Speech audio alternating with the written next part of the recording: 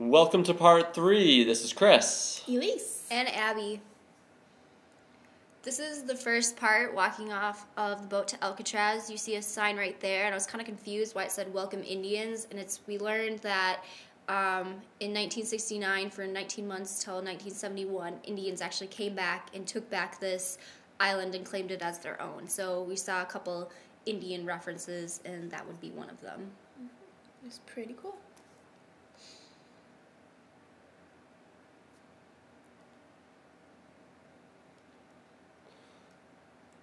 This is the guard tower right here, and these are where the families actually lived. We found out that the guard families lived here, and children actually grew up on this island, and they take boats every day to school and then come back. They didn't see any of the prisoners, but it's kind of interesting that people actually grew up on Alcatraz. Yeah. They said that it was really fun and they enjoyed living there too, so thought that was pretty interesting. This is walking up the hill. The hill to walk up to where the jail was equivalent to 14 stories. So these are just some of the views that we saw going up the hill towards the jail. That was the watchtower. And this is another shot, the backside of where the families lived. We couldn't go in there, but it still looked pretty neat. Thought that was a good quote. Kind of explains what Alcatraz is about.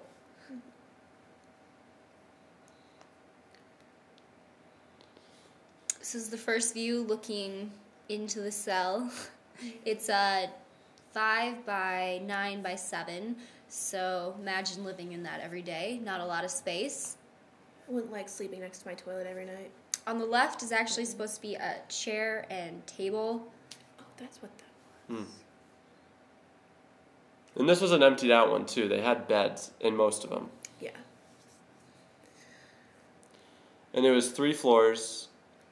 Prisoners wanted to live on the upper floors because the lower ones were colder. Heat rises, obviously. Abby remembers all the details. She's good. She's our little historian. Really liked the tour.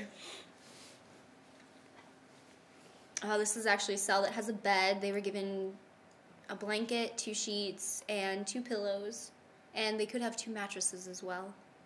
Make the bed a little more. They were only given soap and stuff to wash themselves twice a week. On Tuesdays and Saturdays, I think. Yeah. And they were given a rules and regulations book. We actually looked at one, and it's pretty strict of how you had to have your room organized and everything. They're very particular about keeping the cells clean and organized. This is just a good shot of all the cells. You can see the 3 floors. I think this is looking down what they called Broadway. This is D block isolation. You did not want to be in this area. It meant you had disobeyed the rules, and this is where you went. It's almost like a separate prison inside of Alcatraz. That's what they said. Oh, out here, this is the recreational area. And the prisoners had to, what was it? They had to earn it. Yeah, good privileges. They yeah. got to play baseball and look outside at the... A lot of prisoners really enjoyed this. They got to be outside for 4 hours every day. Hey, that sounds good to me. And this is still looking out from the courtyard. This is kind of what they had to look at. They could see freedom, but it was all enclosed behind gates, which must get old. Definitely. It's kind of fallen apart, as you can see. That's why the the prison actually had to close. Couldn't keep it up. This is back inside the isolation block. Also on the bottom, I believe it was for because the cells were a little bigger, if you had medical stuff, I think you were put in those cells, but the upper ones are also isolation, and then you'll see in another clip the really isolation zone. Light was really treasured by them, and there's only one section of the jail towards the end of C and D, I think it was. Yeah, that they could actually see light. So if you were towards the end of that was where most people really wanted to be. These are some of the prisoners. and the reasons for why they were in Alcatraz.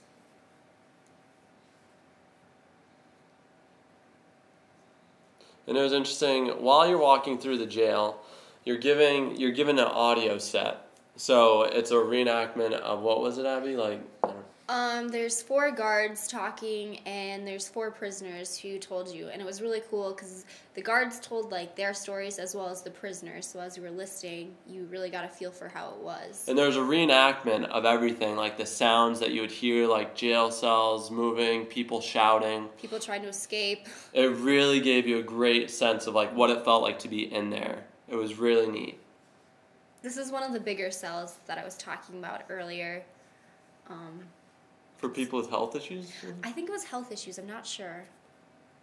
Because they did get medical treatment if they needed it. And then this is like the isolation area that you didn't want to be in. You really didn't want to be in here. You could never really see any light. Yeah, They would shut the door and the prisoners would be in complete darkness. Yeah, you walk in that door and then there's another jail bars that go over there, so... Actually, one of the guys, the stories that he told as a prisoner, he would rip off like a button and he would throw it down when he was in there and try to pick it back up. And he would just keep doing that over and over until he was finally let out. Because there's not much to do in there. It was pitch black there. You couldn't hear anything, and that's why that story that Abby just told, just to be able to hear something. It's kind of freaky being in there. Like, I think about, like, the actual person who was in there. I don't know. It's weird. It is weird. It's eerie feeling. Knowing that someone spent months or years in a little tiny cell like that. And this is just a cool shot of the bars. I thought it was really neat. Light coming in. And it was interesting because in one of the other stories that a prisoner told, they were saying how on New Year's, if you were towards the end of C and D Street, you could hear, and in the library area, you could hear the celebration going on outside. And it was just kind of surreal for them to hear the outside world of them partying at the yacht clubs and stuff. That area right there in the previous clip was of a library. So if the prisoners obeyed, they would have privileges of being able to check out books out of the library. And they could take classes too. Yeah. Prisoners usually read about 75 to 100 books a year. In that area we just saw back there was the gun gallery where guardsmen would stand. This was one of the guys who actually got shot, an officer. A prisoner tried to plan an escape, but the escape went bad because they thought one of the keys that opened up the recreational door they actually didn't have. So they locked the guards in 2 prison cells, and he was mad that he couldn't escape, so he just started shooting the guards that they locked up.